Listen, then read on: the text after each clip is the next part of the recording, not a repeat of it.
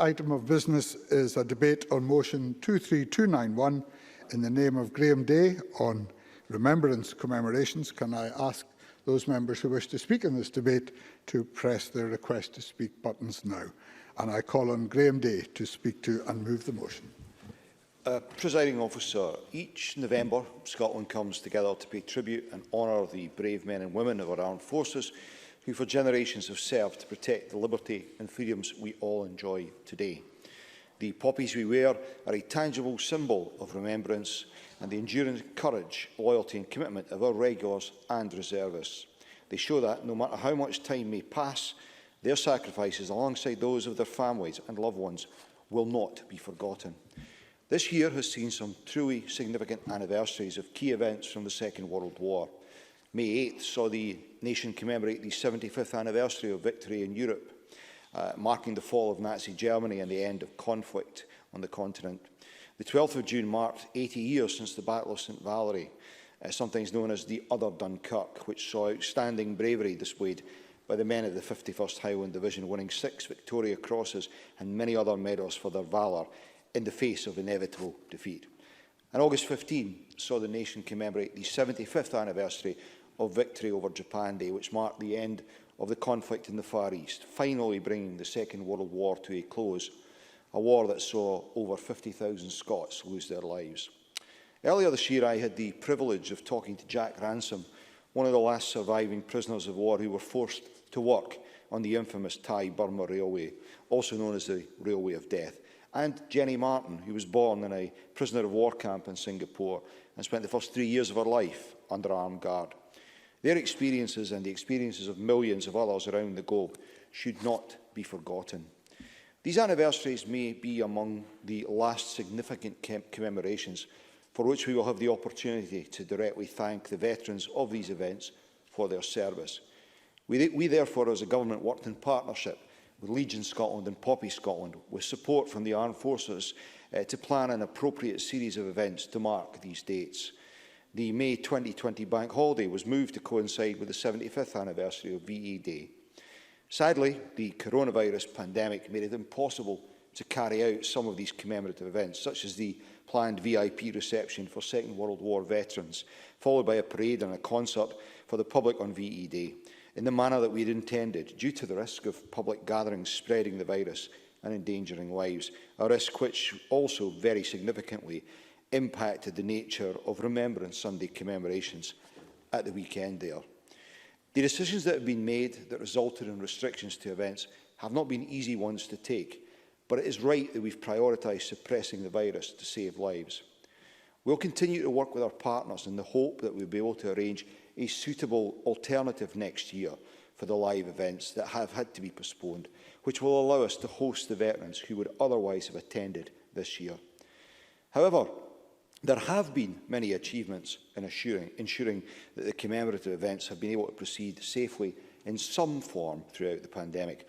And I want to take this opportunity to acknowledge the incredible efforts of veterans' charities, local authorities and local communities in adapting to ensure this happened. In particular, I want to commend both Legion Scotland and Poppy Scotland for the enormous amount of work they've done to ensure that commemorative events have been able to take place safely and successfully. I appreciate how challenging this has been, given the uncertainty and the efforts that have been required by a huge number of staff and volunteers to manage it. Presiding Officer, these events, though, have arguably, at least in terms of reach, been an even greater success than normal as a result of the efforts that were made. They've reached millions of people across the country and indeed across the world. The various live broadcasts produced by Legion Scotland and Poppy Scotland for VE Day, VJ Day and the Battle of St Valery have reached more than 6 million users on social media, with the virtual events being viewed more than 500,000 times. Now, I know it's not the same as a real live event, but it shows you what can be achieved, and it's a tribute to the innovation and the imagination that was showed by our veterans' charities in difficult circumstances. The hashtag @StValery80 reached more than 137 million social media users globally, with 450 pipers across the globe taking part, making it the largest ever mass participation piping event as they performed the march Heroes of St Valerie, which was composed by Pike Major Donald McLean, one of those captured during the battle. For VE Day, Legion Scotland hosted an online commemoration service, which the First Minister delivered a reading at. This was followed by an online concert featuring many of the artists who had been due to take part in the planned event at Princes Street Gardens. Representatives of the armed forces joined the First Minister for a 2-minute silence outside St Andrew's House, and a fly-past by RAF Typhoons took place over Edinburgh Castle. Following the success of VE Day, Legion Scotland took a similar approach to victory over Japan Day with a virtual service of remembrance and a tribute concert featuring the stories of some of the incredible men and women who lived through the war in the Far East. Sitting alongside this, the Scottish Government worked with Poppy Scotland to create educational resources to mark both events that were made freely available to schools. And following the announcement of school closures, Poppy Scotland digitised these resources and made them available for pupils to support home learning activities. Legion Scotland, as many of us are aware, also provided victory medallions and letters of thanks to Second World War veterans prior to VJ Day as an appreciation of their contribution to the Allied war effort. And I know from speaking to a number of these veterans and from their letters to me just how much that was appreciated. Following on from this, Legion Scotland and Poppy Scotland have looked to replicate this success with a programme of virtual activities around Remembrance 2020. The National Service of Remembrance took place on Sunday at the Scottish National War Memorial in the Castle and was broadcast by the charities via their Facebook and YouTube channels. They'll also broadcast a virtual service of remembrance for Armistice Day tomorrow from around 10:45 a.m. And I would encourage all who can to join the service and the 2-minute silence at 11 a.m. Although for MSPs, there will be a remembrance opportunity facilitated here in the Parliament as well. Presiding Officer, the work undertaken for these events, as well as the numerous local services being held across Scotland, both honour the fallen and afford an opportunity to support veterans and recognise current service personnel. They are also vital in ensuring that our young people continue to learn about and engage with the impact of conflict and the cost of war, and ensure that they are proud to honour those who sacrificed their future for our tomorrow.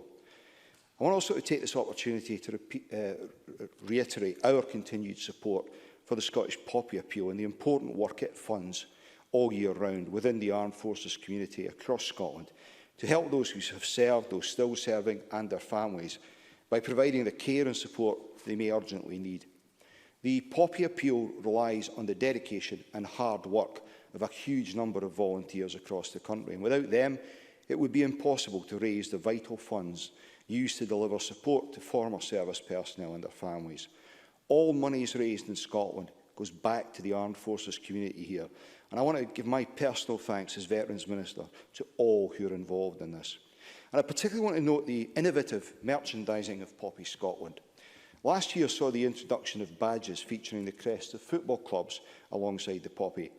That range has been refreshed this year, along with the introduction of a range featuring the badges of Scotland's historic regiments. I'm pleased to have been able to rotate between my brand new Aberdeen FC lapel badge and one featuring the crest of the Gordon Highlanders, the regiment in which my grandfather served. Scotland has a large and vibrant armed forces community, and the role of the charity sector is essential in delivering valuable support to veterans right across Scotland. And I'm sure that I can speak for all in the chamber today when I extend my heartfelt thanks to everyone who worked on behalf of these charities in whatever way they have, and congratulate them on the funding, the innovation they've showed around funding to raise these critical sums of money which are put to such good use. For our part, the Scottish Government remains committed to supporting our armed forces and veterans community and ensuring they do not experience any disadvantage as a result of their service.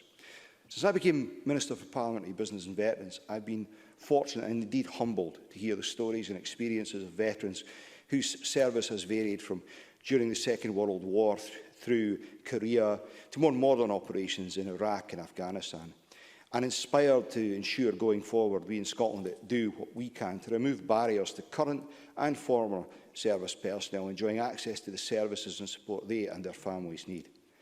We recognise that our veterans and their families are real assets to their communities, employers and this country, although there are a small but important number of veterans who struggle to make the transition to civilian life and need additional support. We're keen also to maximise the potential and opportunities for all of them, for example, in finding good quality, sustainable employment. And I intend to expand on that, Presiding Officer, in my annual report to Parliament next week. Tomorrow sees the 101st anniversary of the first Armistice Day on the 11th of November 1919.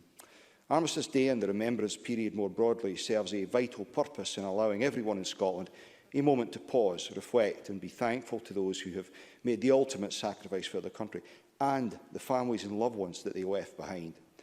I've focused so far on the anniversaries of the First and Second World Wars, but it's also important that we remember those who've served in other theatres throughout the years since then in Korea, Suez, Kenya, Northern Ireland, the Falklands, Iraq, Afghanistan and all the other corners of the globe. We should also recognise and be thankful for the vital humanitarian work carried out by the armed forces at home and worldwide, exemplified by the support they've provided during the pandemic, both nationally and locally, such as their aid in the building of the NHS Louisa Jordan in Glasgow and the deployment of thousands of personnel at short notice to support testing for the virus. Presiding Officer, remembrance and commemorations throughout the year serve a vital purpose to the people of Scotland in allowing time for reflection on the sacrifices made to protect our freedoms. I'm grateful for the work that's been done by our partners in the third sector to ensure that these events have been a success in the face of the enormous challenges posed by the coronavirus pandemic. We will continue to work with them to ensure that this success is built on in future. Presiding Officer, I move the motion in my name and I look forward to the contributions of members and responding to these in due course. Thank you, Minister. I now call on Maurice Corrie. Thank you, Deputy Presiding Officer. And I declare that I am an Armed Forces veteran and also convener of the cross-party group for Armed Forces and Veterans community here in this Parliament. It is indeed a real privilege this afternoon to be taking part in this debate and also leading the Scottish Conservatives in the debate itself. And we shall be supporting the motion at decision time tonight. Can I just put on record the appreciation that we have for the work that the Veterans Minister has done in the past year for our veterans. I know it's quite considerable, and he and I talk quite often about the work that's being done. And I'm glad that the Scottish Government's got behind that, and I hope they will continue to do so in the next year. And I look forward to hearing his statement next week on the annual review. 2020 has been a year like no other, and plans have been overturned, many businesses teeter on the brink of survival, and most serious of all, many families have lost loved ones and continue to suffer as a result of COVID-19. Hardships such as these have encouraged a sense of togetherness across our nation, which has perhaps led us to reflect and remember the contributions and sacrifices of others more keenly. And so this year's national remembrance of our fallen armed forces servicemen and women from past to present has been especially timely. Yet remembrance commemorations, as we know and recognise, have not been possible as the backdrop of COVID-19 continues to loom large. We have already witnessed this with the adapted 75th anniversaries of VE Day and also VJ Day. And unfortunately, remembrance commemorations this year are no exception. Traditionally, we commemorate with parades, services of remembrance, and gatherings of serving personnel, veterans, cadets, friends, and families. But this year is so very different. We have been unable to gather in public groups at our war memorials and cenotaphs. Services of remembrance have either been cancelled or undergone considerable changes. And of course, for safety to be our priority, these restrictions, while difficult, are necessary. Event organisers, for whom I'm grateful for what they've done this year, across Scotland have had to adapt, rethink and reorganise remembrance campaigns and commemorations under pressure, and they have done so admirably. And I commend them all for their hard work and for adhering to the guidelines in place with absolute care and thought. And I'm pleased to see that despite these restrictions being in place, it has not stopped an outpouring of remembrance and observance. Far from it. From across Scotland and the wider UK, people have joined together in spirit, and indeed it has been so poignant to hear of many who observed the 2-minute silence on Remembrance Sunday from their doorsteps. Thousands have taken part in the Poppy campaign and have tuned into virtual ceremonies from home. And I was pleased to read of Poppy Scotland's virtual field of remembrance, where anyone can leave a tribute message online along with a remembrance symbol, such as a cross or a poppy. These opportunities ensured participation as was possible for everyone, not just a few, and the enduring sentiment of remembrance and appreciation of our forces was as tangible as ever. Many people like myself were able to individually lay wreaths on Sunday, and I laid one in Hermitage Park in Helensburgh and Christie Park in Alexandria and several villages in my own area. And what I found was moving was also the visit to the Garden and Field of Remembrance here in Princes Street, organised by Poppy Scotland. Many individual poppy crosses were laid out, very moving indeed, these in the towns and the villages which had visited, and considerably more than the last time I visited last year. It has been very much acts of remembrance by the individual this year.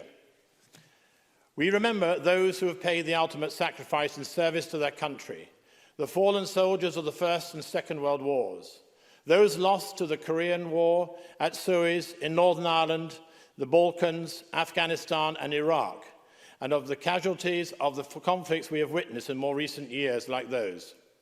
These lives lost collectively speak not just of the seriousness of war and conflict, but the pressing need to never forget the cost of their commitment and selflessness.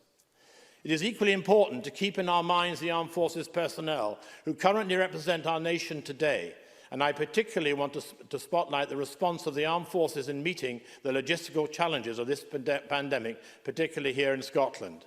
Their contribution has proved most invaluable, and I am sure that I am not alone in sharing my immense gratitude for their continued commitment to our country. These servicemen and women have been actively engaged in meeting the challenges of this pandemic head-on since the very beginning. The military have transported vital medical equipment and resources to and from our hospitals. They have contributed their time and energy by helping at testing centres across Scotland. At the height of the lockdown, the RAF assisted in airlifting critically ill COVID patients from the most remote islands to hospitals to ensure they receive the best medical attention as soon as possible. The dedication of these men and women to their local communities and the wider nation knows no bounds, and I'm sure this year we have seen nationwide remembrance and recognition of a special kind as a result. Remembrance of our armed forces community today, of course, encapsulates the families of our soldiers and veterans as well.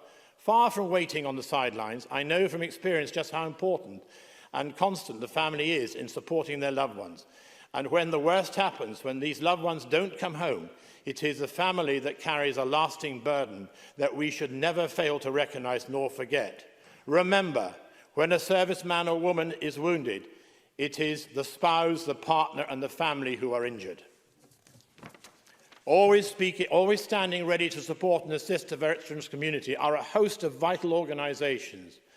Legion Scotland, Defence Medical Welfare Services, the RAF Benevolent Fund, Poppy Scotland, the Royal Marine and Navy Charities, to name but a few.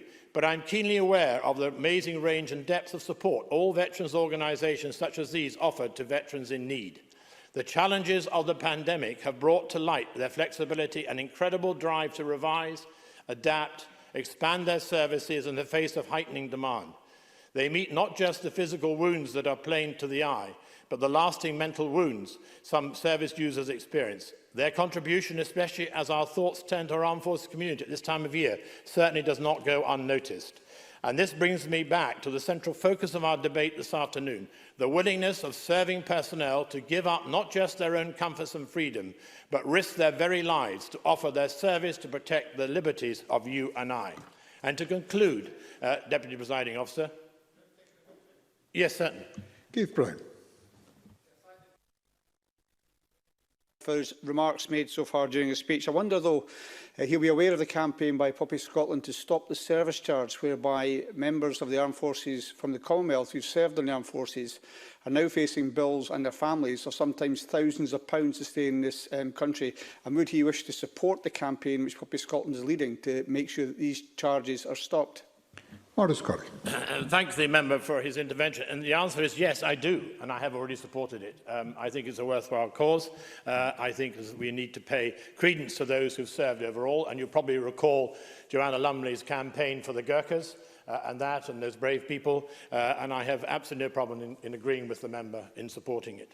To conclude, Deputy Presiding Officer, commemorations may have looked different this year, but we can continue to remember the sacrifices of our armed forces, men and women, with poignancy and sincere gratitude.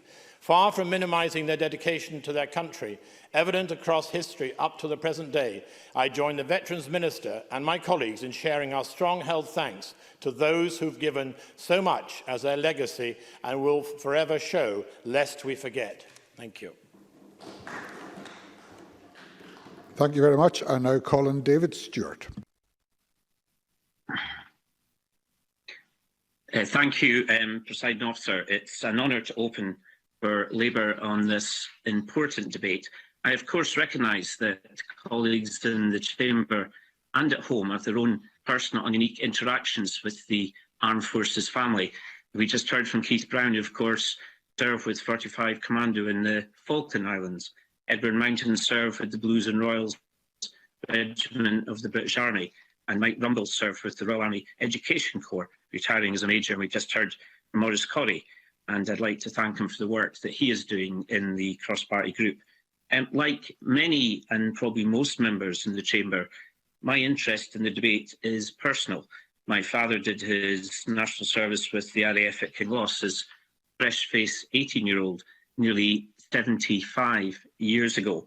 And during my time serving in another place, I had the opportunity to serve with the RAF for 2 terms as part of the Armed Forces parliamentary scheme.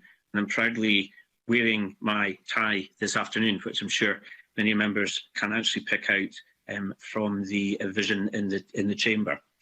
I had direct experience of RAF Kinloss and Lossiemouth, as well as a memorable week in Basra as one of the first elected members in Iraq.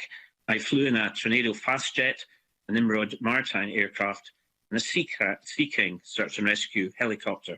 On my last day with the RAF, the Sea King that I was involved in had to attend an emergency in Glencoe, and I vividly remember flying a few hundred feet above Loch Ness on the way to Glencoe and observing at first hand the bravery, expertise and professionalism of the pilots and the winch crew as they saved the life of a young Swiss mountaineer who had fallen and suffered severe facial injuries.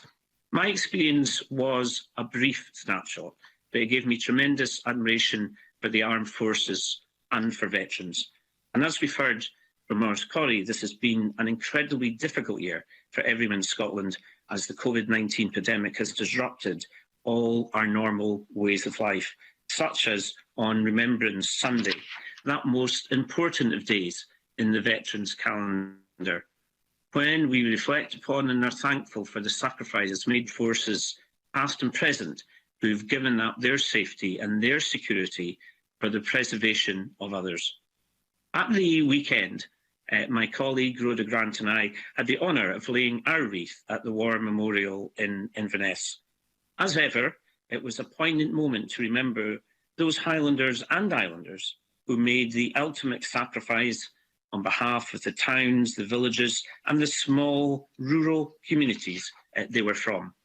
And of course, Sunday was a very difficult day for the over 500,000 veterans and their families across Scotland. For many, this is the most important day of the year, as they remember friends and comrades who have fallen or were injured and spent time together with those who they fought alongside, standing side by side once again. Many veterans will have been shielding this weekend because of the risk of the COVID-19 virus. And as ever, they've been performing their national duty for the greater good of all of us. I'm sorry that these services parades couldn't take place this year, but it was the right thing to do, and it takes nothing away from the emotional toll this had for so many over the weekend. Of course, the circumstances are compounded by the effects that the pandemic has had on our veterans' charities. High streets echoed with silence without many of the volunteers collecting money for the Poppy Appeal as they shielded or self-isolated.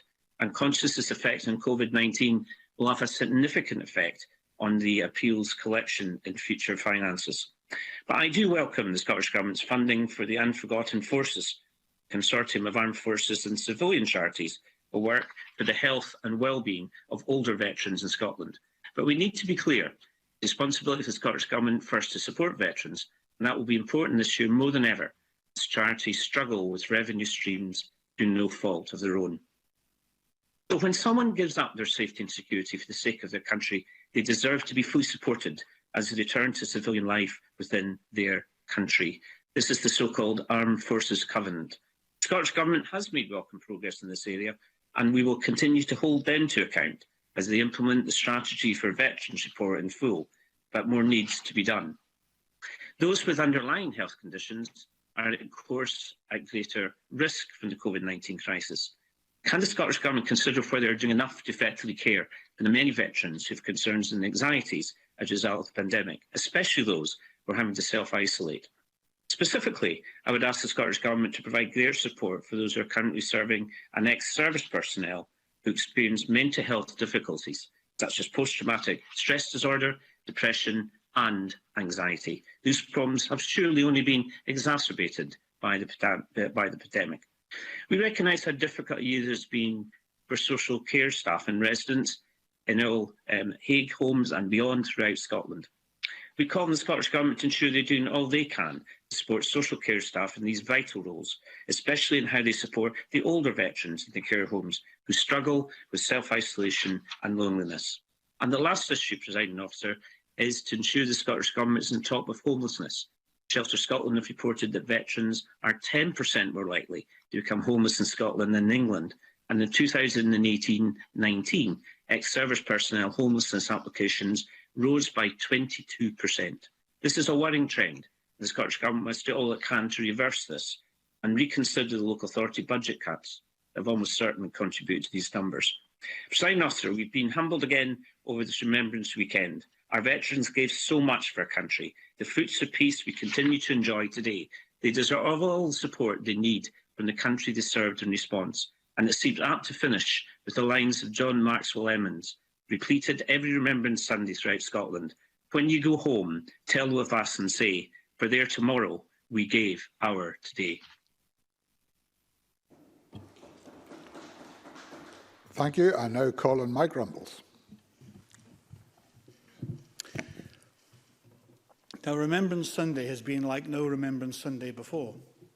People heeded the request of the Scottish Government not to congregate around the very many war memorials in so many communities right across our country. I was fortunate myself this Sunday, as I do every Sunday, to take part in Christian worship. Of course, being limited to a maximum of 50 socially distanced people, it wasn't the same. But nevertheless, it was a moving occasion. Remembrance Sunday always brings home to me the point that others made great sacrifices so that we at home may live in peace and freedom. However, it wasn't until an event in 1993 that I really appreciated that it was much more than this. So, Presiding Officer, a personal anecdote about remembrance. My father-in-law had been a glider pilot in World War II. He took part in the Rhine crossings during Operation Varsity. I knew him as a very quiet and unassuming man. In 1993, I was stationed in Germany as a member of the British Army of the Rhine. And when he visited us, I took him to the place near Hammenkiln, where he landed his glider under enemy fire back in 1945, because I thought I'd capture his experiences with my video camera. So, while getting him at last to talk about his experiences that day, I noticed an elderly German lady walking towards us, and so I switched off the camera to avoid upsetting any local sensibilities. I wish I hadn't done that, because she came up to my father-in-law, threw her arms around him, exclaiming, "Liberator, Liberator, Frieden und Freiheit." And I can tell you that it was a very emotional moment for us all. It wasn't until that point, in 1993, that it did really come home to me that so many people gave the ultimate sacrifice, and others were prepared to make the ultimate sacrifice, not just that we at home could live in peace and freedom, but for those who were our enemies at the time could also live in peace and freedom. Frieden und Freiheit. The poppy appeal is a symbol of that remembrance. So if I can end by slightly altering the last verse of a poem specially written for Remembrance Day by saying, "And so when you see a poppy worn, let us reflect on the burden borne by those who gave their precious all when asked to answer their country's call that we may all in peace may live. Then wear a poppy, remember and give.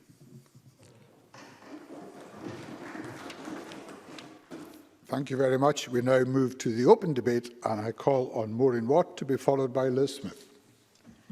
Thank you very much, Presiding Officer, and I'm really pleased that the Bureau this year has timetabled to have such a debate and having more speaking opportunities for a little less time, since this year remembrance commemorations have been so different.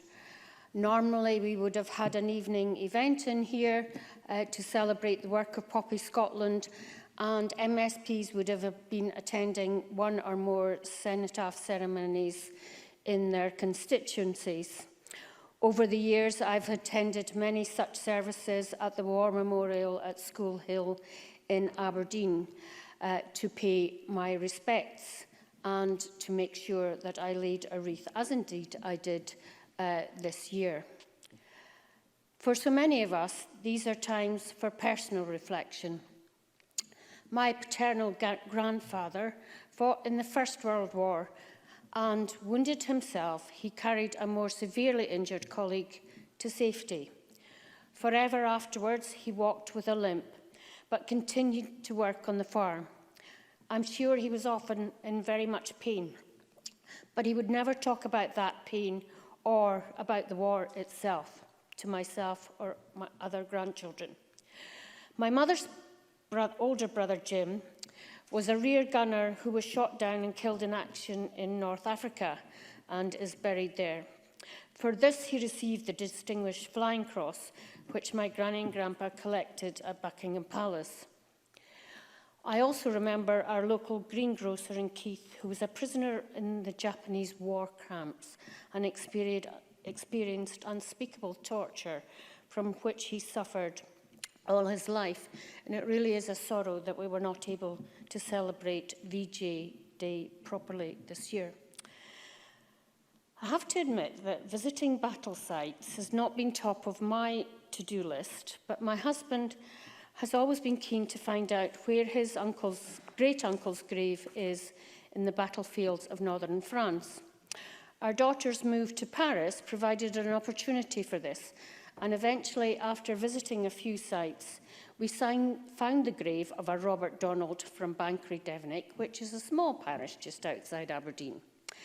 We thought that this was his grave. However, my sister-in-law, who has medals, insisted it was not, and having consulted the wonderful staff at the Gordon Highlander Museum in Aberdeen, she is probably right. Although I've visited this museum fairly frequently, indeed with the Minister, we do intend to take up the kind offer of the wonderful museum staff to find out more about the other young Robert Donald of the same name, from the same parish, whose grave we didn't find, but also we hope to revisit the area around Arras and find it. I did, from the Arras Museum, purchase this poppy brooch, which is a special reminder. And I hope sometime we can also go to North Africa, not least to see more of the work of the Commonwealth Graves Commission. The way these graves of all the fallen are tended throughout many countries is truly spectacular. The combination of plants is truly magical. The way the planting is so uniform from every angle is amazing.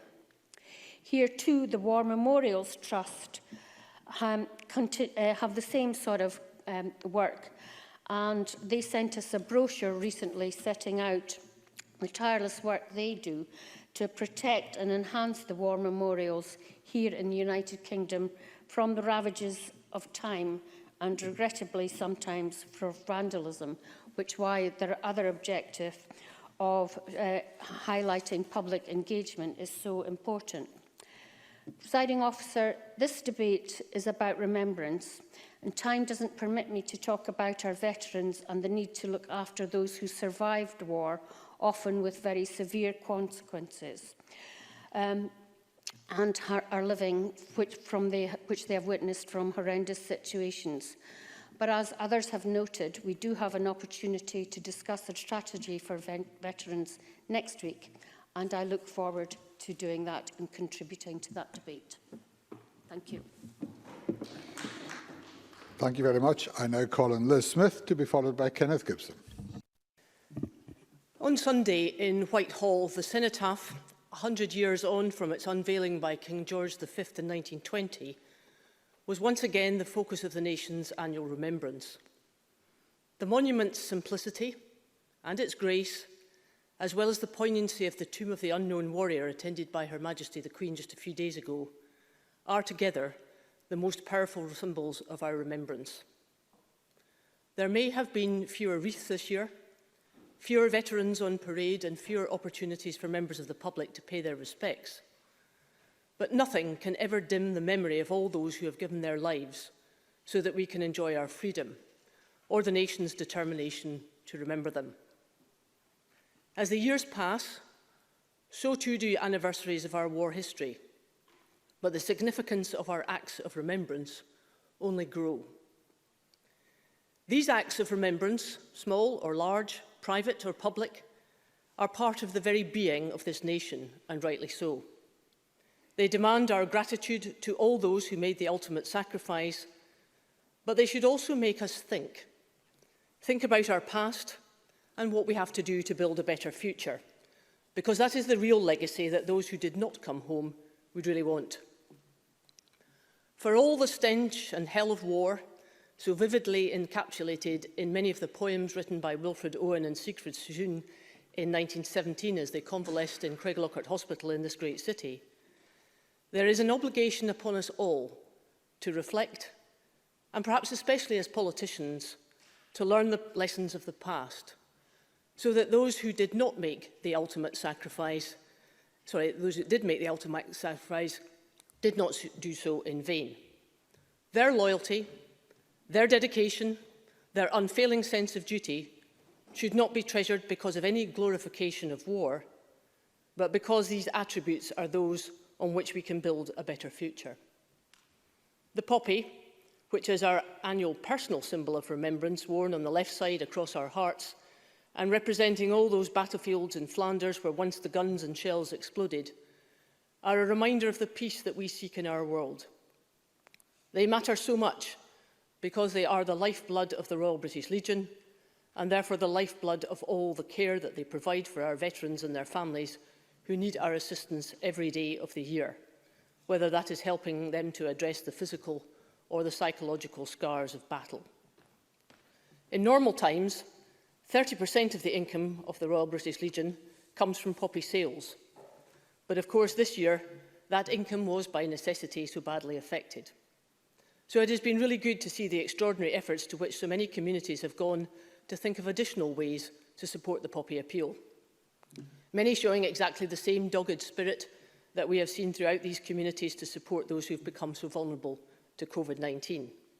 And what is particularly good is to see how many young people have been involved and the lengths to which so many schools have gone to, despite all the challenges that they face, to help children understand and remember.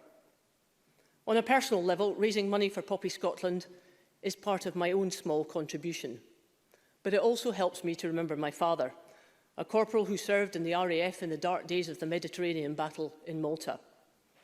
Unlike so many men in his air squadron and ground crews in Lucca, he did come home from the war, but not without so many difficult memories which lived with him all the time that he lived.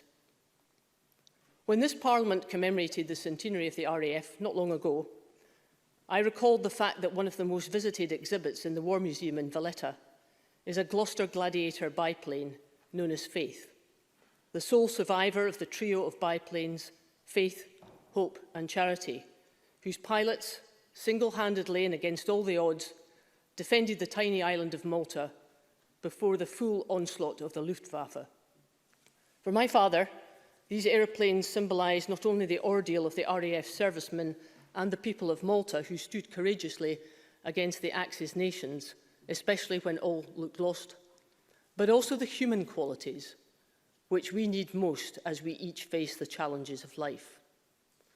It is these human qualities which we commemorate now and for which we thank the Royal British Legion for their mainstay of remembrance.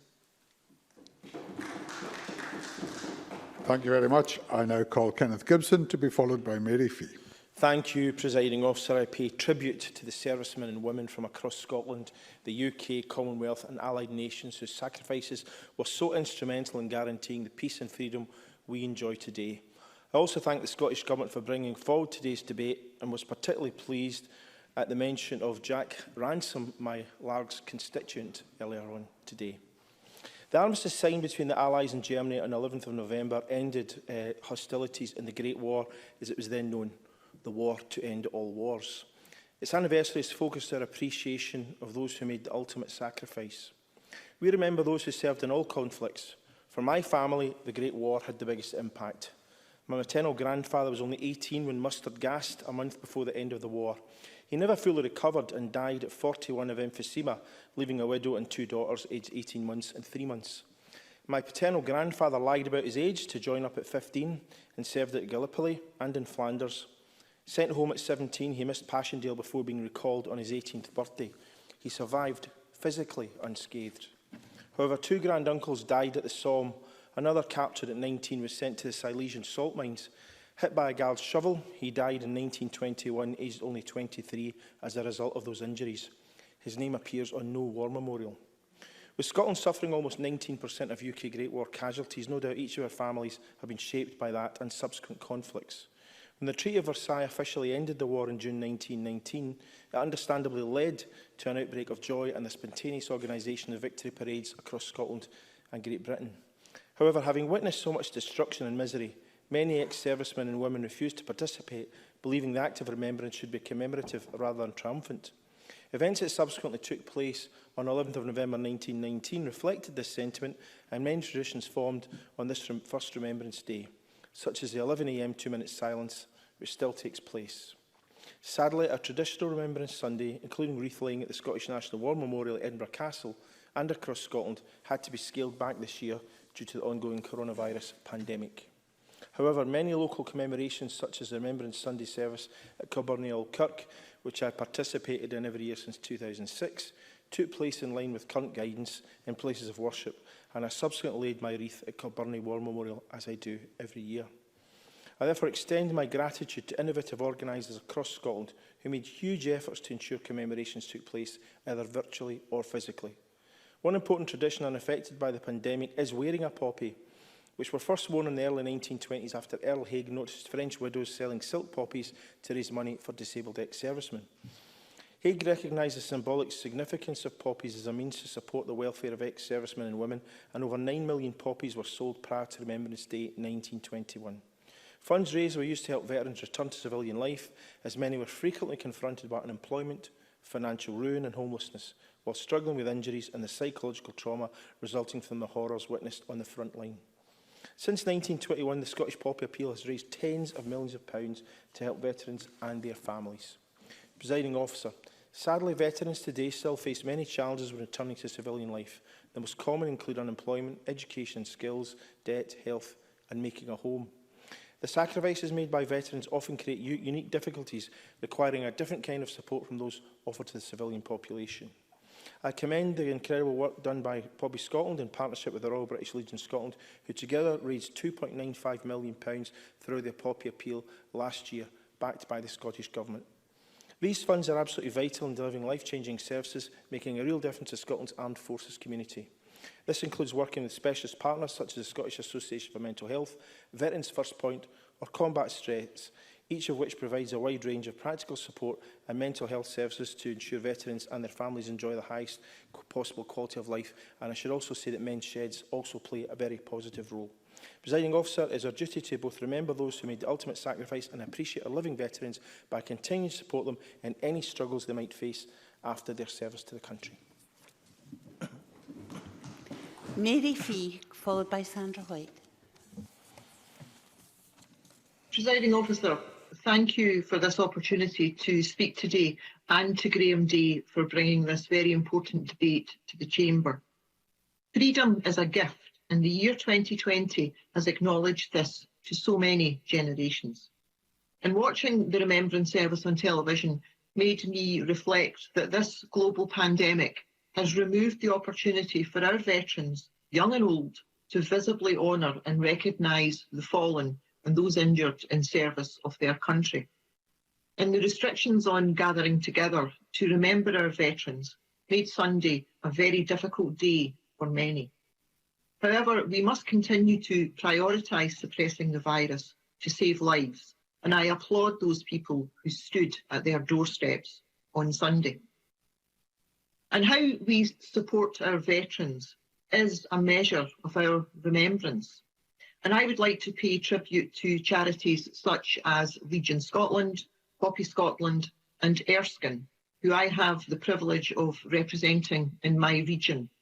And I applaud them for the way they have adapted during this pandemic and continue to deliver the highest possible standard of support to our veterans. And Scottish Labour welcomes the funding from the Scottish Government to Unforgotten Voices, a consortium of armed forces and civilian charities working to boost the health and well-being of older veterans in Scotland. It should be noted, however, that not all veteran charities receive such a level of funding, and funding will become a major issue as the pandemic continues and charities deal with increased pressure on resources and decreasing revenue streams.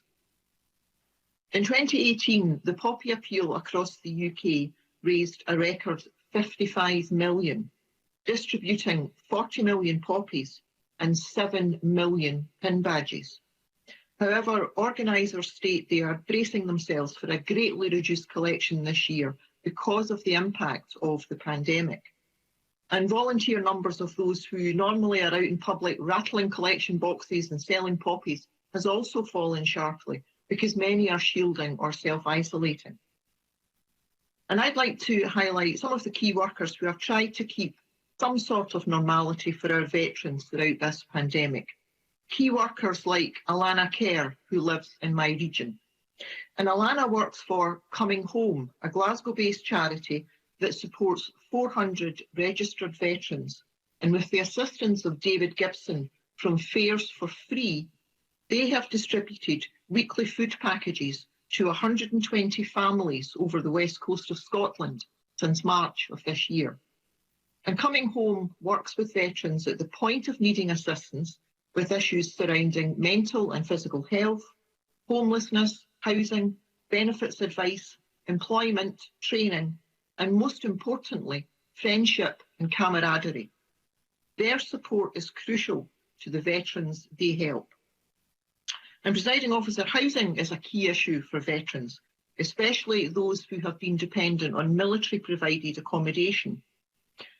And Shelter Scotland tell us that veterans are more prone to homelessness than non-veterans.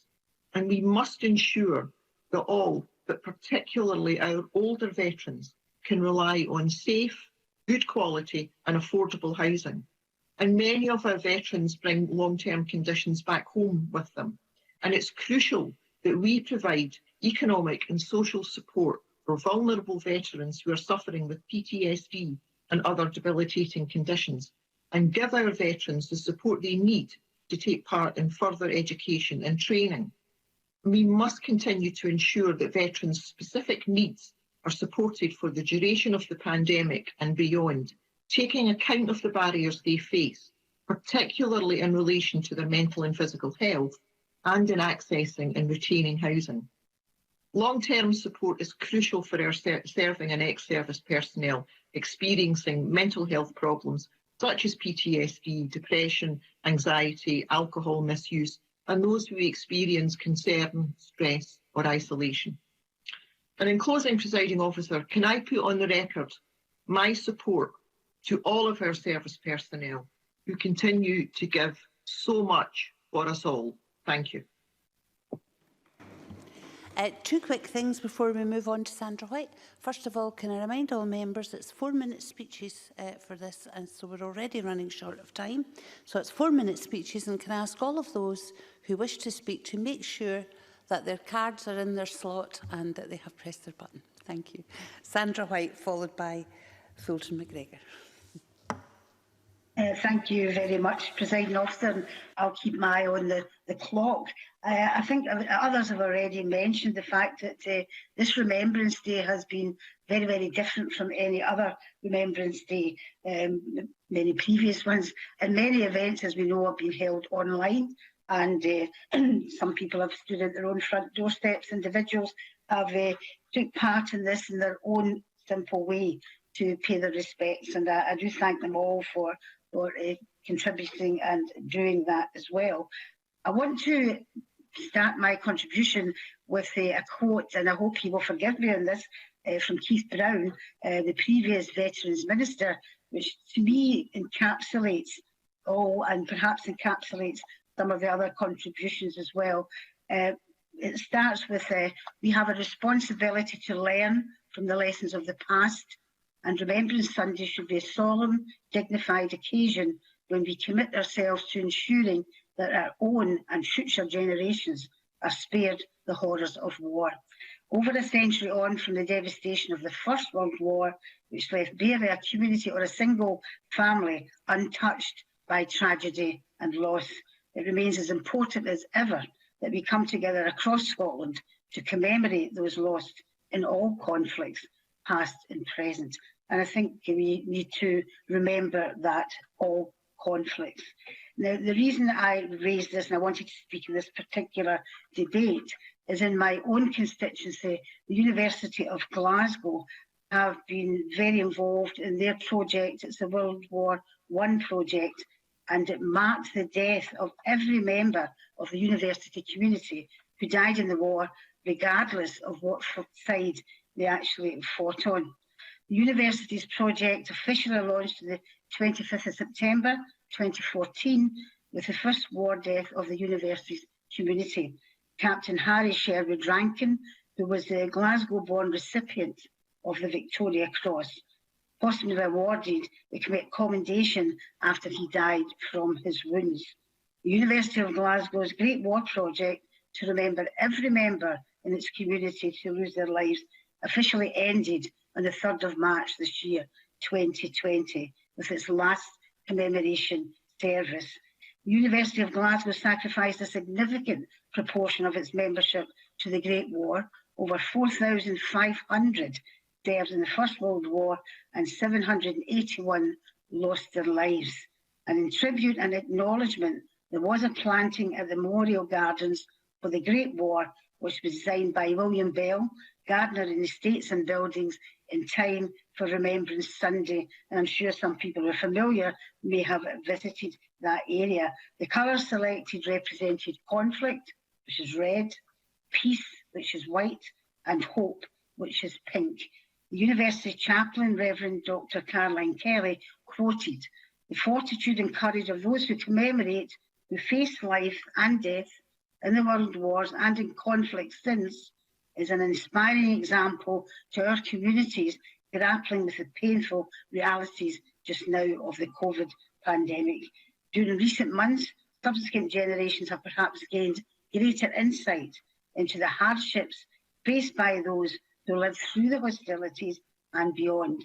And perhaps we better appreciate what it meant to lose customary freedoms, defer celebrations and to grieve loved ones, distantly or untimely death. Thus, we will remember them." Thank you very much, Presiding Officer. Fulton McGregor, followed by Alexander Stewart. Thank you, Presiding Officer. It's a great privilege to speak in this debate today. And as others have already said, it's a very different Remembrance Sunday this year. And this was right. COVID-19 has impacted on every aspect of our life since March, and Sunday there was no exception. It would not have been right, or indeed, in my opinion, respectful, to have the usual full gatherings and services at memorials up and down the country. However, it is important as ever that we remember those who sacrificed their today for our tomorrow. Indeed, in some respects, it was even more poignant this year. This pandemic is the most challenging global event that we have experienced since the wars.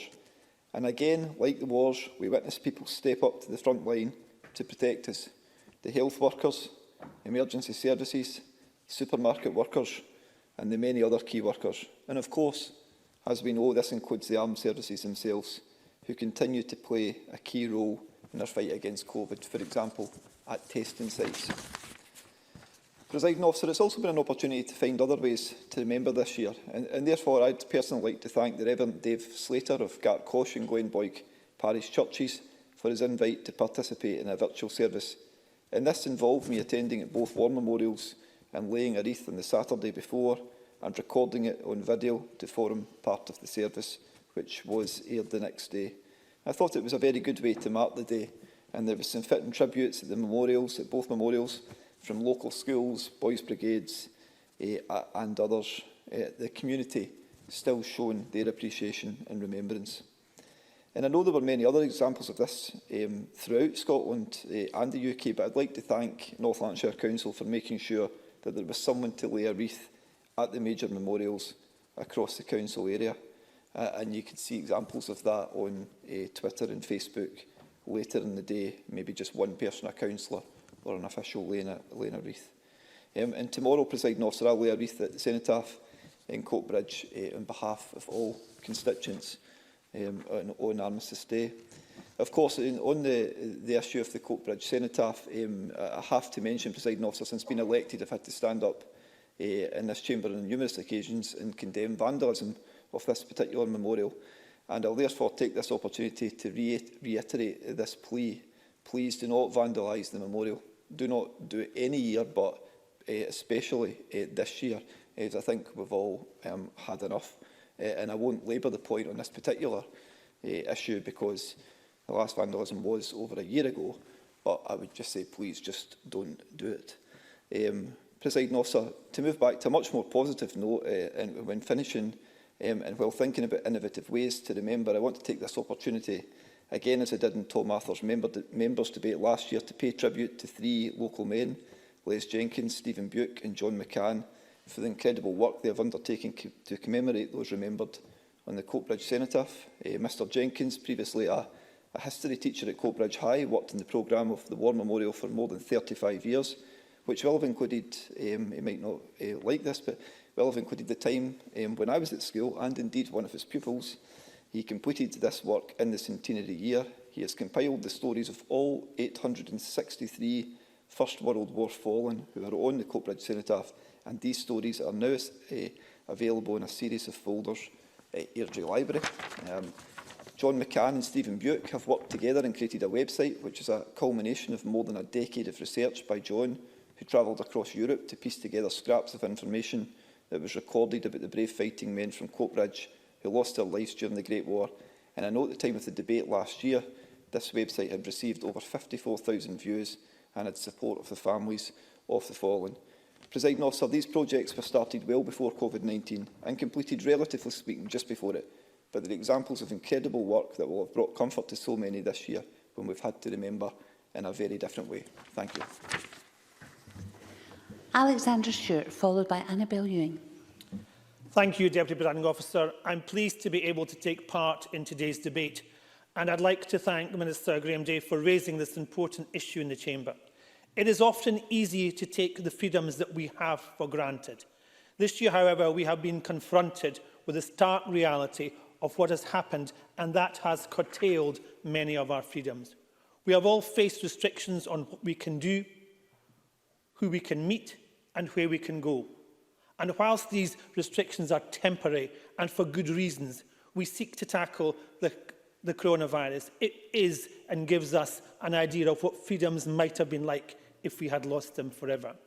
Brave men and women fought to protect our freedoms in world wars and conflicts since.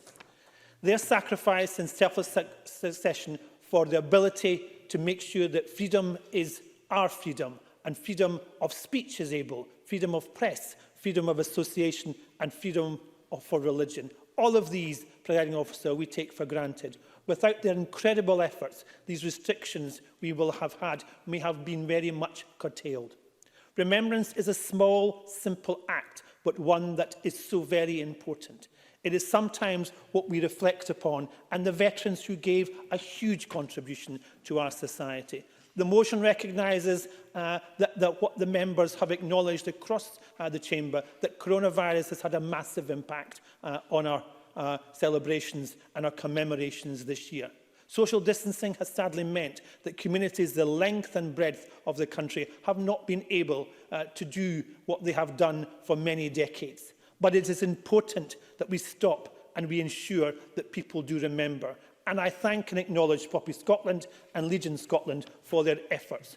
Many churches, charities, councils, community groups and veteran organisations across the length and breadth of Scotland have worked so hard to ensure that safe wreath laying and socially distancing has taken place to ensure. And I was glad that I was able to lay a wreath at Bridge of Allen and at the church service that was able to take part. And these acts of remembrance across the country are incredibly important. And since my first elected as a councillor back in 1999, I had the opportunity to lay wreaths at the Polish war graves at Wellsdale Cemetery in my former council ward. And I was pleased that I had the ability to once again do that this year. It remains and reminds us of all of the veterans who supported us outside the Commonwealth and who fought alongside our troops. And it's vitally important that we remember the contribution that they gave to ensure that we have the liberties that we have today. We've already heard that anniversaries like the victory on Europe and the victory in Japan that were supposed to be celebrated were not able to take place. But I'm hoping that these will take place in later times. And I note that across Mid-Scotland and Fife, much has been supported and many people have managed to participate. So in conclusion, Deputy Presiding Officer, I want to again pay tribute to the enormous contribution that our veterans have made at home and abroad to uphold the freedoms that we hold so dear. It is heartening to know that tomorrow across the country, people from different backgrounds, across different political devices, will come together to act and remember. And that's so important that we have that act of remembrance. And let us hope that next year we can unite in person as well and come together to support one another and support these individuals who gave the ultimate sacrifice so that we could ensure and enjoy the liberties we have today. Thank you. Annabel Ewing, followed by Stuart Stevenson.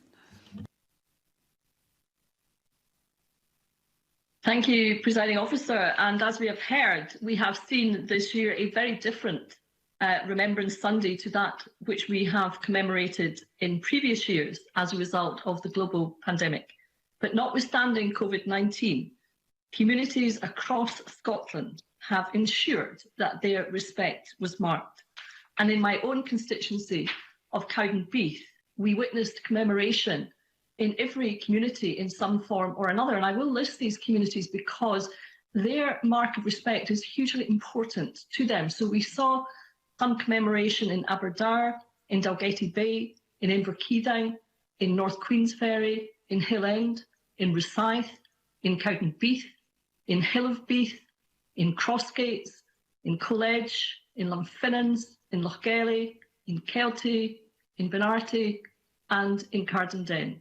And in each of these communities, community councils, local volunteers, Fife Council workers, and of course veterans charities, Poppy Scotland and the Legion, ensured that the war memorials were prepared, that community spaces were tidied, and that there was in place a form of organised structure to meet the needs of commemoration, whilst at the same time, of course, adhering strictly to the coronavirus regulations designed to keep us all safe. And I would wish to express my heartfelt thanks to all those community councils, all the local volunteers, all the Fife Council workers, the veterans organisations, and of course, as Maureen Watt rightly said, the Commonwealth War Graves Commission and the War Memorial Trust for all that they did this year and all that they do every year.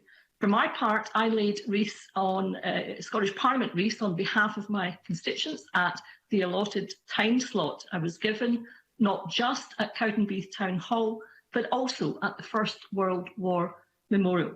And Presiding Officer, I was struck, as I always am, when looking at the long list of names of the fallen engraved on the memorial, how young the men were who made the ultimate sacrifice, and how many were from the same families. And in this year, the year of the 75th anniversary, not just of VE Day, but also VJ Day, I also turn my thoughts to my late uncle David Woodburn, the elder twin brother of my mother, for he had served in the Far East and he was held as a prisoner of war in the notorious Japanese POW camp at Changi in Singapore. Happily, he returned home to raise a family and to pursue a successful career with the Forestry Commission in the north of Scotland. Presiding officer, there is no single community across Fife, nor indeed across Scotland, that has not been impacted by the losses of war, and not even a global pandemic has stopped the people of Scotland from sharing their experiences and showing their respect, albeit in a different manner to that in previous years. Tomorrow, of course, is the 11th of November, and there is another opportunity to mark our respect by observing the 2-minute silence at 11 a.m. For it was on the 11th day of the 11th month at the 11th hour that the Armistice Treaty of Compiègne was signed. And in marking the occasion, the writer and poet Thomas Hardy penned his poem, "And There Was a Great Calm," and I quote from the last stanza of that. "Calm fell, from heaven distilled a clemency. There was peace on earth and silence in the sky. Some could not shake off misery. The sinister spirit sneered, it had to be. And again, the spirit of pity whispered, why?" Thank you, Presiding Officer. And the last of the open debate contributions is from Stuart Stevenson. Thank you very much, Convener. It's a privilege to be here to be able to speak in a debate of this kind. And the privilege, of course, is entirely due to the sacrifices of hundreds of thousands of people who've gone before us to protect our freedom. One of my hobbies is, of course, researching my family tree, something I've been doing for well over 50 years. So I'm able to say that in my family tree, I have 38 relatives of mine who've died in various conflicts. Every other member who's spoken will have similar numbers. They just haven't done the research to find them all. They range from first cousins of my father to great uncles to as distant as a seventh cousin. Indeed, I have on the library shelf beside me something which is a memento, naval telescope from the First World War, which was one of my father's cousins' telescope. He was with my father and the rest of the family in the Black Isle when the siren went at Invergordon to recall him back to his duty on the minesweeper that was based there. The minesweeper left port but never returned because it collided with a mine and was blown up. And this is the tangible memory of that particular member of our family. The COVID crisis has caused me, and I think many others, to do much more walking than we used to. Within the compass of the walks that I've been able to undertake from my home here in Banffshire, I pass 4 war memorials, the closest of which is half a mile away, the next one is about 2 miles away, and so on. But I think one of the important things too is that I also pass graveyards where there are graves that are tended by the Commonwealth Graves Commission. And we haven't in the debate so far had any reference to the work of the Commission. Around the world, there are memorials to those who fell in the wars. These memorials are maintained to the highest and most impeccable standards and with most fulsome and appropriate records kept in books that you can inspect at most of them. The most poignant one that I visited was quite a long time ago in 1978, about 20 miles north of what was then called Rangoon in Burma, where there was a Commonwealth grave, a huge cemetery. Every blade of grass was cut to exactly the same height. It was impeccably kept. And the contrast with the state of the Burmese country at that point, where I could only get a 48-hour visa to visit, and the only one hotel in the entire country was working, could not have been more stark. The efforts made in that very difficult environment to respect our war dead were extremely impressive indeed. My ancestors, my relatives fell at the Somme, at Passchendaele, Ypres, at Flanders, at Normandy, and indeed around the world. Let me just close by saying one thing again that we've not heard mentioned. We've talked about all the men who fell. Actually, there are women in war memorials as well, rather fewer than the number that men are. But I would like to remember in particular the women who served as agents in enemy-occupied Europe.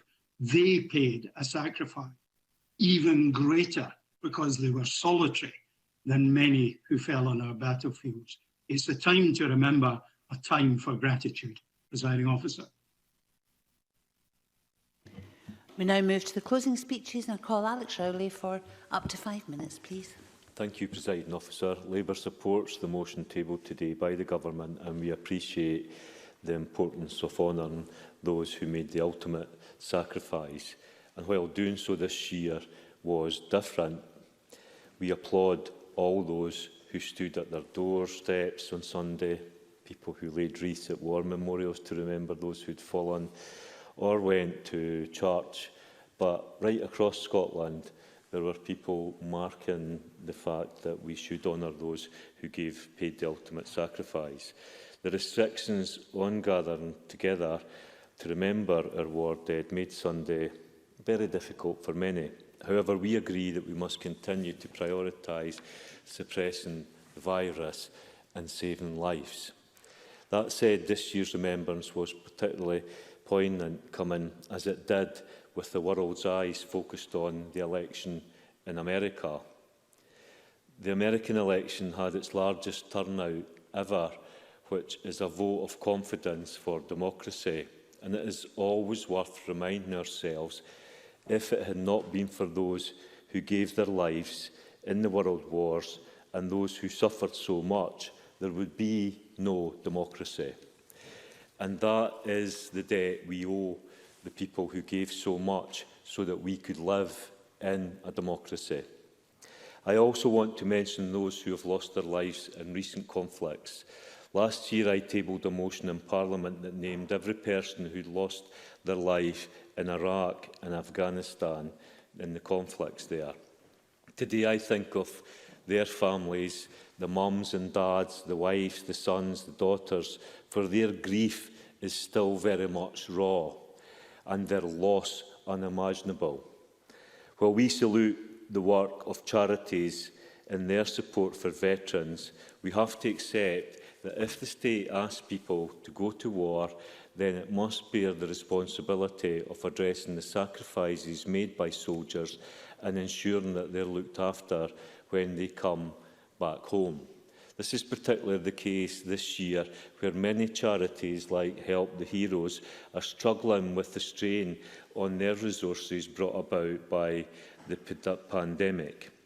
So Remembrance Sunday is important that we remember those who died, but equally as important when we have debates like this, that we remember those who lived and those who need our support and our help now. Many people who have fought for their country come back with long-term conditions. We need to make sure that we provide top-class economic and social support for vulnerable veterans who are suffering with PTSD and other debilitating conditions. The Government has acknowledged areas for improvement under key themes, including employment, education and skills, finance and debt, health and well-being, and making a home in civilian society. We need to see better collection and use of data to identify and address veterans' needs, and increasing public recognition of the positive contribution veterans make to wider society. Labour also wants to see more support for serving and ex-service personnel experiencing mental health problems such as post-traumatic stress disorder, depression and anxiety disorders, and alcohol misuse. There needs to be earlier identification as identified by the new review commissioned by the Force and Mind Trust, conducted by the National Centre for Social Research. Further support for older veterans to deliver services and enhancements in areas including advice, access to healthcare, social isolation, respite, along with creative activities and events for those in care settings is required. We also need more support for veterans who are experiencing concern, stress, isolation as a result of the coronavirus pandemic. Housing is a key issue for veterans, especially those who have been dependent on military-provided accommodation. As Mary Fee said earlier, Shelter Scotland have said that veterans are more prone to homelessness than non-veterans and are 10% more likely to become homeless in Scotland than in England. So whilst, Presiding Officer, we come here today and we remember those who paid the ultimate price, speeches is one thing, but action requires another. I look forward to the Cabinet Secretary, to the Minister for Veterans making his report next week, and we can perhaps pick up some more of those issues then. Thank you, Presiding Officer. Colin Edward Mountain for up to 7 minutes, please. Thank you, Presiding Officer. And first of all, I'd like to refer members to my register of interest in that I am officially a veteran. That I have to say that term makes me feel very old, which according to my children, of course, I am, but knowing that, I prefer to call myself an ex-soldier. I'm the third generation of my family to have served in the armed services, and with my son serving, that makes it 4. This last weekend felt very odd. No formal parade to go to. With many ex-servicemen and women, I wondered whether standing on our doorsteps would be the same as standing shoulder to shoulder with our colleagues. Obviously, it wasn't. But what it did do was allow each of us to think about what the day really meant. It isn't, as some people wrongly suggest, about celebrating or glorifying war. It is about remembering those that have answered the call and often given their all to protect the very freedoms that we, on a daily basis, take for granted. We must cherish those freedoms that we have and never forget that this has been gained by the sacrifices of many. Now, I think I can confidently say, like most other service personnel, that next year I do hope that we can take part in community remembrance services. For the simple reason, I don't want to just remember those that gave their all. I also want to rekindle the friendships that I have with those that have shared experiences. Now, Presiding Officer, I want to mention an event that happened on Sunday. Whilst laying my wreath, I met a young lady who was wearing a relative's medals. I chatted to her and discovered that they were her grandfather's medals, which were awarded, incidentally, during the time I would have been serving. I said how important it was that she was wearing them because we all owed her grandfather so much. As I left, her father turned to her and asked her if she was now happy that she had worn them, and I heard her say that she was. And it's right that she was, because we need to recognise that while we have laid sleeping in our beds at night, there are those that have watched over us to make sure that the peace we cherish continues. I also want to take a moment to pay tribute to those residents in Granton who not only have created a remembrance cairn of painted stones, but also created a special type of poppy, a poppy fashioned from the bottom of a plastic bottle that, when shaped and painted, looks remarkably like poppies. And it is these poppies that they laid out in the town centre, showing all those that had given their lives in wars. Now, it's very difficult, Presiding Officer, in the short time that I have, to comment on the 15 contributions that have been made. But I would like to try, if I can, to pick out some of the salient points which I think tie them all together. First of all, we heard from the Minister about the contribution of Legion Scotland and Poppy Scotland. They are so important in protecting and helping our veterans. And we heard also from Maurice Corrie about how important that it was to remember that the scars of war are not always visible. There are mental problems that are real, as well. And we also heard from Maurice about the importance of the families that are left behind. It is them that have to pick up the pieces when things go wrong. And we heard from David Stewart, who told us that all of us, somewhere in our history, have a connection to the armed services. And we heard from Mike Rumbles about how his father-in-law met a German who recognised him as a liberator. And we heard also from Maureen Watt something that is a common theme, which I hear about veterans who don't talk about the things that they've been through. It is frankly sometimes too hard. And I was interested in Liz Smith's contribution about Malta. Now, there's an island that struggled. And she told us about an aeroplane.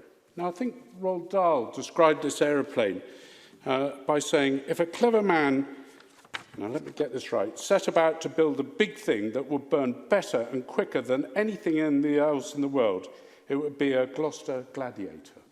So who would be brave enough to get into one of those flying machines that burnt so quickly there was little chance of you getting out? And we heard from Kenneth Gibson, who said that many of young soldiers in the First World War had joined up having lied about their age. That is because they had a feeling of commitment. And we also heard as well from Mary Fee, who said that the support that we give our veterans is actually an act of remembrance in itself. And Fulton McGregor and Sandra White also said between them that we must learn from the past. And Fulton was very important in McGregor in what he said about the importance of involving local schools in events. And Alexander Stewart stressed the importance of never taking anything for granted. And I want to pick up on something that both Annabel Ewing and Stuart Stevenson mentioned, and that is the importance of the Commonwealth War Graves Commission. What an important organisation, an organisation that strives not only to ensure that we bury all the soldiers that are now continually being exposed in France, but also those that were found after the war and buried in graves that were similar, not depending on rank or status. That is a very important organisation. Now, Presiding Officer, I'd like to say at 11 o'clock tomorrow, the nation will fall silent as we remember those that gave their all for the freedoms that we cherish. And I would encourage everyone to stop and reflect and give thanks, because what we remember is encapsulated in my mind in verse 13 of chapter 15 of the Gospel of St. John. Greater love has no one than this, to lay down one's life for one's friends. It is their sacrifice tomorrow that we will remember tomorrow. And let's hope next year, Presiding Officer, we can all stand together in national remembrance at the war memorials across Scotland.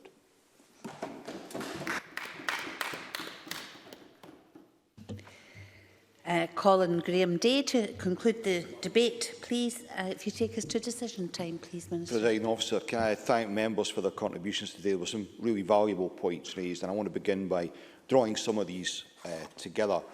Maurice Corrie and Edward Mountain and others who reflected on how different remembrance had out of necessity been this year. But Maurice Corrie noted that he's still been able to lay a wreath locally and visit the National Garden of Remembrance here in Edinburgh. I managed to do the same thing. I laid a wreath at the garden on behalf of the Scottish Government, privately, rather than with the usual formal ceremony. And I didn't feel it was less valuable because of that. Maureen Watt and Mary Fee welcomed the scheduling of this debate. Can I say, in proposing it to the Bureau, I felt it was the least we could do in light of the special circumstances we find ourselves in this year. But I think the Chamber would agree that future business managers might want to make this a feature of the parliamentary timetable, because I think the contributions and the volume of contributions we've heard today have shown how valued it has been.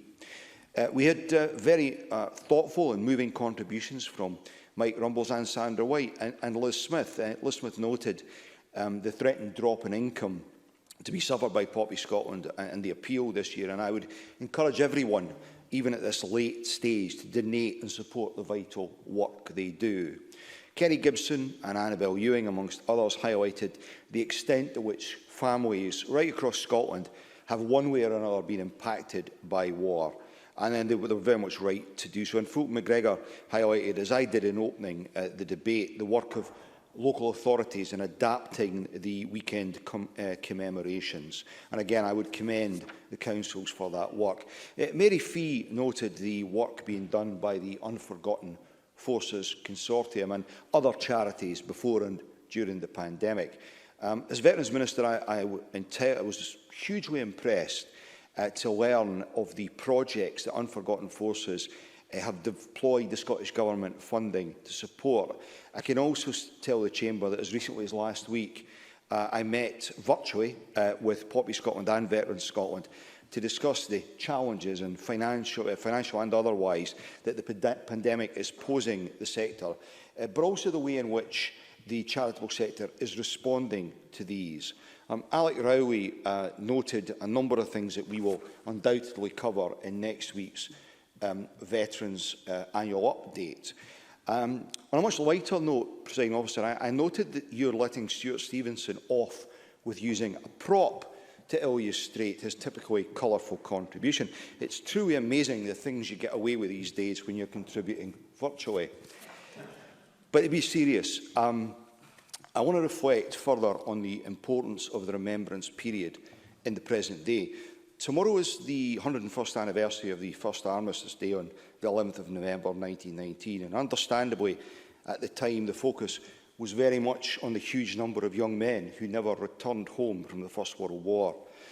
In the century that's passed since then, the concept of remembrance has evolved and now encompasses a much broader range of individuals and events which could not have been imagined at that time.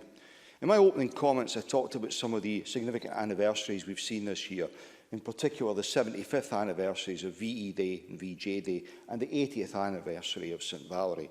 It's important, though, that we do not forget the huge range of other events which don't get the same level of attention or recognition because they could not compete with the magnitude of the tragedies unfolding on the battlefields. As events such as the quintessential rail disaster on the 22nd of May 1915, which remains the UK's worst rail crash, with more than 240 people dying in a triple train pile-up on a siding near Gretna. 216 of these individuals were Royal Scots on their way to Liverpool to set off for Gallipoli. Or how the loss of the HMY Isle taking the lives of 200 men as it smashed on the rocks within sight of their home port of Stornoway on New Year's morning in 1919. How devastating that would be for the unspoken grief that surrounded that, which recently has come more to the fore. There are also many stories of people who achieved remarkable things in the face of war. Not least Dr. Elsie Ingalls, more used to caring for new mothers in Edinburgh than wounded soldiers.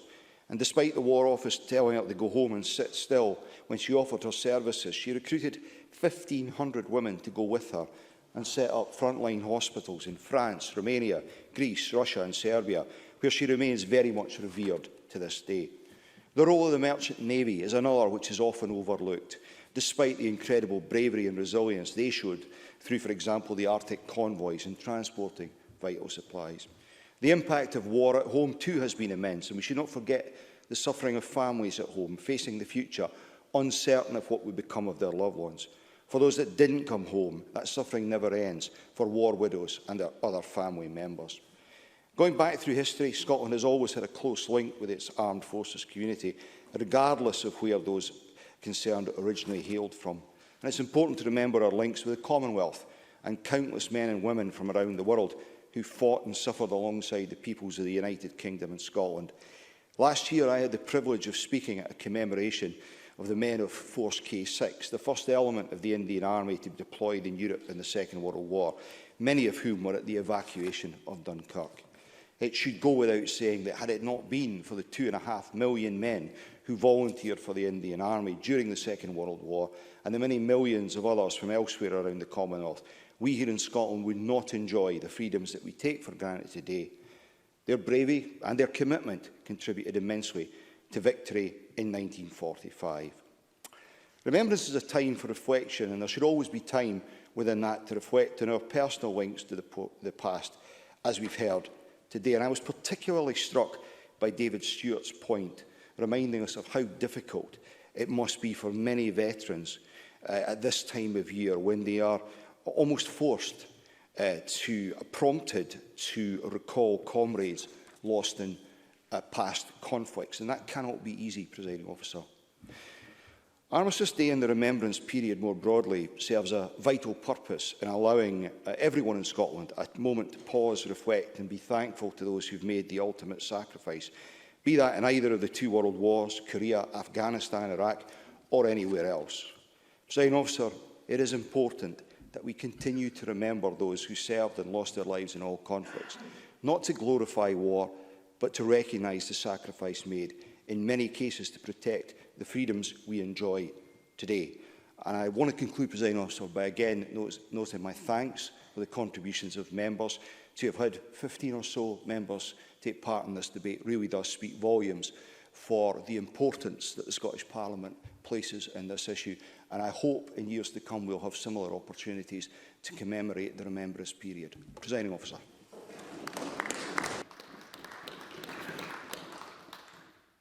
That concludes the debate on remembrance commemorations, and we'll move on to the next item of business. And the next item of business is consideration of business motion number 23308 in the name of Graham Day on behalf of the Parliamentary Bureau, setting out a change to tomorrow's business. Any member who wishes to speak against the motion should press the request to speak button now. I call on Graham Day to move the motion. Moved, Presiding Officer. Thank you. No member has asked to speak against the motion. Therefore, the question is that motion 23308 be agreed. Are we all agreed? Yes. The motion is therefore agreed. There is one question to be put as a result of today's business. And the question is that motion 23291 in the name of Graham Day on remembrance commemorations be agreed. Are we all agreed? Yes. The motion is therefore agreed. That concludes today's normal business, and we'll move on to members' business very shortly. And can I remind members that social distancing measures are in place in the chamber and across the Holyrood campus, so please take care to observe when you're leaving the chamber.